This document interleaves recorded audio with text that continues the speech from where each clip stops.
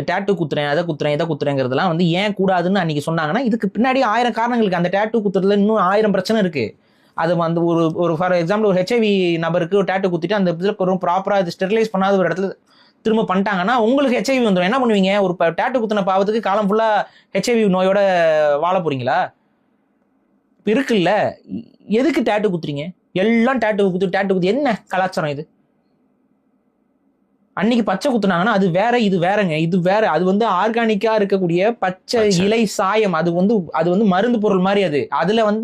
அதுல ஒரு மரபு இருந்துச்சு. அதுல வந்து பாத்தீங்கன்னா இயற்கையான உயிரினங்கள், இயற்கையான அழகு சார்ந்த விஷயங்களை தான் டேட்டு குத்துறோம். ஏன்னா இன்னைக்கு டேட்டு குத்துறதுல என்ன, உன் பேர் எழுதிக்கிறது, அதுக்கப்புறம் வந்துட்டு அதையும் ஆங்கிலத்தில் எழுதுறது, அதுக்கப்புறம் எதுக்குமே பயன்படாத விஷயங்களை வந்து மண்டை ஓடு, எலும்பு கூடு, இதெல்லாம் டேட்டு குத்திக்கிட்டு அந்த உடம்பை ரணமாக்கிக்கிட்டு அதுல போடுற இங்க் வந்து உடம்புக்கு பெரும் கெடுதி. டேட்டு குத்துறதுல போடுற இங்க் வந்து அது டாக்ஸிக்கானது, ஸ்கின் கேன்சரை ஸ்டிமுலேட் பண்ணக்கூடிய தன்மை கொண்டது.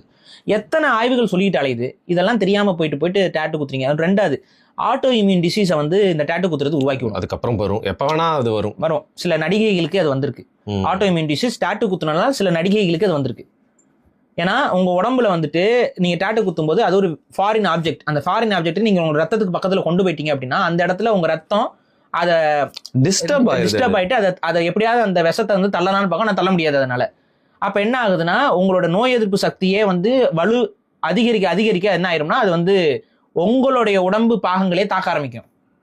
இந்த மாதிரி ஆட்டோ இம்யூன் டிசீஸை வந்து அது ஸ்டிமுலேட் பண்ணி விடும் இந்த டேட்டு குத்துறது. இவ்வளவு பிரச்சனை இருக்குது பின்னாடி. அதனால இந்த மதங்கள்லாம் வந்து டேட்டு குத்தாதீங்கன்னு சொன்னா அதுக்கு பின்னாடி 1000 காரணங்கள் இருக்கு. டேட்டூவிங் வேற, பச்சை குத்துறது வேற. நீங்க ரெண்டையும் போட்டு குழப்பிட்டீங்க.